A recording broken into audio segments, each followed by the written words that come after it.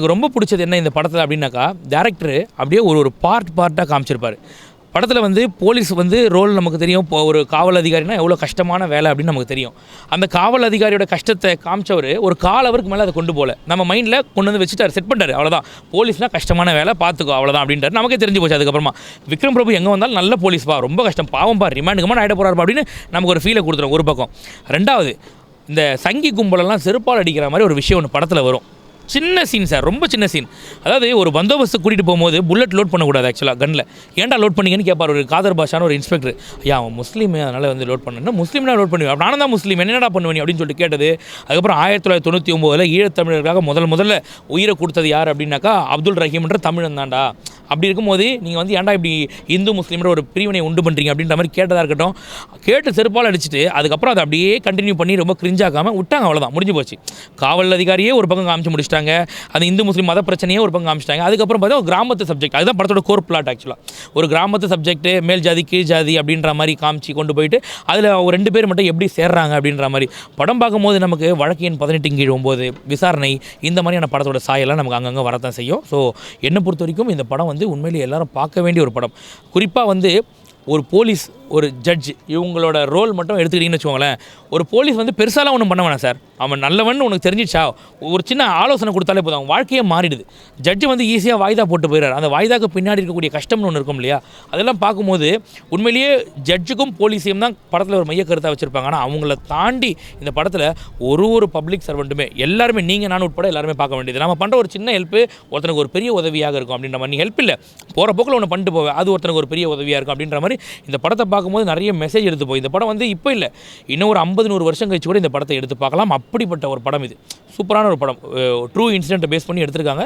நல்ல படம், ஆதரிக்க வேண்டிய ஒரு படம். கடைசியில் நம்ம விக்ரம் பிரபு அவர்கள் வந்து ஒரு நல்லவன் 1000 நல்லவனை உருவாக்குற மாதிரி நான் ஒருத்தன் கொடுக்குற ரிவ்யூ மக்கள் மத்தியில் போய் சேரணும். ஏன்னா ரொம்ப கஷ்டமாக இருக்குது. படத்துக்கு 6-7 பேர் தான் வந்தாங்க அப்படின்னும் போது ரொம்ப கஷ்டமாக இருக்கும். ஒரு நல்ல படம் கூட ஆதரிக்கப்பட மாட்டேங்குது அப்படின்னாக்கா தமிழ் சினிமாவோட சாபக்கேடு உண்மையிலேயே. ஆனால் வீக்கெண்டு பாருங்கள், படம் சக்க போடும். அப்படியாப்பட்ட படம் இது. சூப்பரான படம், எல்லாரும் நம்பி போய் பாருங்கள். கண்டிப்பாக பைசா வசூல்னு சொல்லுவேன் நான். சரி, மாநாட்டுக்கு அப்புறம் அந்த அந்த கண்டென்ட் டச் பண்ண படம் சரியாக கையாண்ட படமா? மாநாடுக்கு புரியல. மாநாட்டில் இந்த விஷயத்தை அதில் சயின்ஸ் ஃபிக்ஷனை விட்டுருங்க, ஆனால் அந்த கோர் பார்த்தீங்கன்னா சேம் கோர் தான். அது எந்த அளவுக்கு அதுக்கு இது கையாண்டு சார்? அதாவது நீங்கள் மாநாடோட அவ்வளோ டெப்த்தாலாம் நீங்கள் கம்பேர் பண்ண வேண்டாம். இது ஒரு சின்ன ஒரு ஸ்டோரி. அந்த ஸ்டோரிக்குள்ளே வந்து பார்த்தீங்கன்னாக்கா இவங்க சொன்ன விஷயம் இதில் பியூட்டி என்னன்னாக்கா, படத்தில் வந்து நீங்கள் ப்ரெடிக்டே பண்ண முடியாது. இதுதானே நடக்க போகுதுன்னு ப்ரெடிக்ட் பண்ண முடியாது. ஸ்டார்டிங்கில் வந்து வரும்போது இவன் தப்பிக்கிற மாதிரி காட்டுவாங்க, அந்த அப்துல் ரஹீம்ன்ற பையனை. அது வேறு மாதிரி நடக்கும், நம்ம சொல்ல வேண்டாம், ஸ்பாய்லர் பண்ண வேண்டாம், வேறு மாதிரி நடக்கும். அதுக்கப்புறம் செகண்ட் ஹாஃபில் பார்க்கும்போது ஒரு ஜட்ஜு திருப்பி கொடுக்குற மாதிரி இருக்கும், அது ஒரு ட்விஸ்ட் இருக்கும், போய் பாருங்கள். அதுக்கடுத்து ஒரு பஸ் ஆக்சிடென்ட் மாதிரி ஒன்று இருக்கும், அங்கே ஒரு ட்விஸ்ட் ஒன்று வச்சுருப்பாங்க. கிளைமேக்ஸில் என்ன ஆகும் அப்படின்னு பார்க்கும்போது அங்கே ஒரு ட்விஸ்ட் வச்சுருப்பாங்க. ட்விஸ்ட்டில் படத்தில் தான் ட்விஸ்ட் இருக்குது அப்படிங்கிற மாதிரி ட்விஸ்ட்டு ஓவர்லோடு இந்த படத்தில். வெறித்தனமாக இருக்குது படம், தாராளமாக போய் பாருங்கள் எல்லாருமே. இந்த வருஷத்தோட சிறந்த படமா? இந்த வருஷம் இல்லை சார், இந்த படம்லாம் கண்டிப்பாக வந்து நம்ம வந்து பொக்கிஷமாக பாதுகாக்க வேண்டிய ஒரு படம் இந்த படம். அவ்வளோ சார் சமூக அக்கறை சார், அவ்வளோ எடுத்துருக்காங்க சார். உண்மையிலே கிரிஞ்சாக எடுக்காமல் ரொம்ப சமூக கருத்தை போகணும் அப்படிலாம் கிடையவே கிடையாது. ரொம்ப நல்லாயிருக்கு. அதாவது நம்ம தினசரி நம்ம பார்க்குறோம், டெய்லி போகும்போது ஒரு போலீஸை பார்க்குறோம், நான் தப்பே பண்ண மாட்டேன், ஒரு 1/2 மணி நேரம் நிற்க வச்சிருப்பேன். நான் நிற்கிறதுனால எனக்கு ஒரு இன்டர்வியூ நான் போகிறேன்னாக்கா எனக்கு அந்த வேலை பாதிக்கும். அந்த மாதிரி பல விஷயங்கள் நீங்கள் எப்படி வேணால் இதை திங்க் பண்ணிட்டு போகலாம். நீங்கள் அந்த மாதிரி ஒவ்வொருத்தரும் இதை பார்த்தா திருந்துறதுக்கான வாய்ப்பு இருக்குன்னு சொல்லுவேன். அப்படியாப்பட்ட படம் பார்க்கணும். அரசியல் பற்றி அதான் சார், அந்த இது சொன்னேன் இல்லையா, இந்து முஸ்லீம் பிரச்சனை இருக்கு இல்லையா, அதே மாதிரி படத்தோட இந்த படத்துலேருந்து அரசியல்வாதிகளே தெரிஞ்சுக்கலாம். அரசியல்வாதிகளே வந்து பார்த்தீங்கன்னா செவிலியர் போராட்டம் ஒரு பக்கம் போயிட்டு இருக்குது, தூய்மை பணியாளர் போராட்டம் ஒரு பக்கம் போயிட்டு இருக்குது, ஆசிரியர்கள் போராட்டம் போயிட்டு ஒரு பக்கம். இவ்வளோ போராட்டங்கள் இருக்கும்போது இது அரசியல்வாதிகளும் பார்க்கணும்னு சொல்லுவேன். கண்டிப்பாக எல்லாரும் பார்க்க வேண்டியது, நீங்கள் நான் உட்பட எல்லாரும் பார்க்கணும். நல்லா இருந்துச்சு. ஸோ ஒரு போலீஸ் ஸ்டார்டிங்கில் ஒரு போலீஸ் ஜாயின் பண்ணுறாங்கன்னா அவங்களுக்கு என்னென்ன ஸ்ட்ரகிள்ஸ் இருக்குன்றதை இந்த படத்தில் கொஞ்சம் ரியாலிட்டியாக காமிச்சிருக்காங்க நிறைய விஷயங்கள்.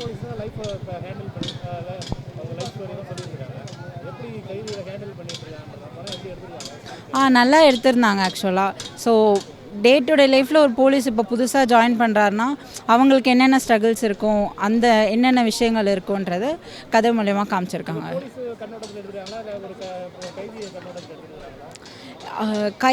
கைதி வந்து அவரோட லைஃப் ஸ்டோரியை தான் அவர் சொல்லுவார் இதில். ஸோ அதான் போலீஸ் என்ன கஷ்டப்பட்டிருக்காங்கன்றதை தான் இதில் காமிச்சிருப்பாங்க. விக்ரம் பிரபு நல்லா ஆக்ட் பண்ணியிருக்கார், நல்லா இருந்துச்சு. நல்லா பண்ணியிருக்காங்க. டானாக்காரன் படம் இருக்குல்ல, அது மாதிரி தான் இதுவும். அந்த படத்தோட இந்த படம் வந்து எதுக்காக பார்க்க வரணும் ஆடியன்ஸ்? ஸோ வந்து ரெண்டுமே ரியல் ஸ்டோரி அப்படின்ற மாதிரி தான் காமிச்சிருப்பாங்க. அந்த கதையில் வந்து ஒரு போலீஸ் எவ்வளோ ஸ்ட்ரகிள் பண்ணி வந்திருக்காங்கன்றது அது வேறு கதை. ஆனால் இதில் வந்து ரெண்டு கதை நடக்குது. இந்த ரெண்டு கதையில் என்னென்ன விஷயங்கன்றத தெளிவாக காமிச்சிருப்பாங்க. தேங்க்யூ.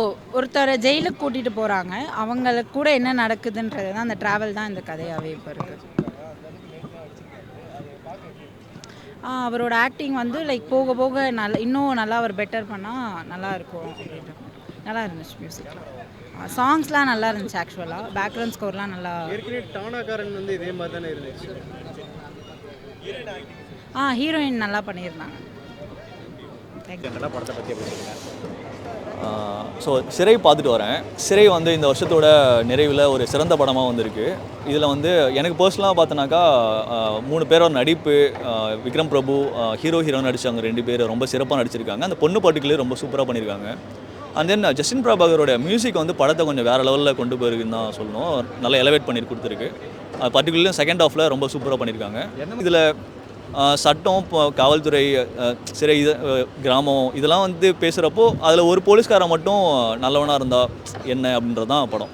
இது தியேட்டரில் எக்ஸ்பீரியன்ஸ் பண்ண வேண்டிய படம் தான். சரி, இது ஒரு கம்யூனலாக உட்காந்து என்ஜாய் பண்ண வேண்டிய ஒரு படம் தான். இது ஃபேமிலிஸு கண்டிப்பாக கொஞ்சம் பார்க்கணுன்னு தோணுது. ஏன்னா இப்போ நிகழ்காலத்தில் எல்லோரும் கவனிக்க வேண்டிய ஒரு அரசியல் தான் படமும் பேசியிருக்கு. ரொம்ப திணிச்ச மாதிரிலாம் ஒன்றும் கிடையாது. கண்டிப்பாக நீங்கள் பக்கத்து வீட்டில் இருக்கிற ஒரு இஸ்லாம் ஃபேமிலிக்கு நீங்கள் எப்படி பார்க்குறீங்களோ அந்த மாதிரி தான் படத்தை நீங்கள் பார்க்க போகிறீங்க. அவங்களுக்கு ஒரு அநியாயம் நடந்தால் நீங்கள் எப்படி ரியாக்ட் பண்ணுறீங்க, கவனிப்பீங்களோ அந்த மாதிரி தான் அந்த படத்தை பார்த்து நீங்கள் கவனிக்கிறீங்க, ரியாக்ட் பண்ணுறீங்க, எமோஷனலாக ஃபீல் பண்ணுறீங்க. ஸோ அந்த மாதிரியான ஒரு சொல்ல முடியாது. ஒரு மிக்ஸ் ஆஃப் ஜானர்ஸ் தான். இப்போது ஃபர்ஸ்ட் ஆஃப் வந்து ஒரு மாதிரி ஒரு த்ரில்லாக போகும். கைதியை எப்படி அவனை கூப்பிட்டு போகிறப்போ வந்து பஸ்ஸில் கூப்பிட்டு போகிறப்போ அவன் எப்படி தப்பிச்சு போயிடுவானா மாட்டானான்ற ஒரு த்ரில்லோடு கூப்பிட்டு போவாங்க. அண்ட் தென் அந்த லவ் ஸ்டோரி ஆரம்பிக்கும் போது உங்களுக்கு கொஞ்சம் எமோஷனலாக கொஞ்சம் கொஞ்சமாக கூப்பிட்டு போயிட்டு அந்த தேர்ட் ஆக்டர்லாம் வந்து ஃபுல்லாக ஒரு எமோஷனல் ஜேர்னி தான் அது. தேங்க்யூ.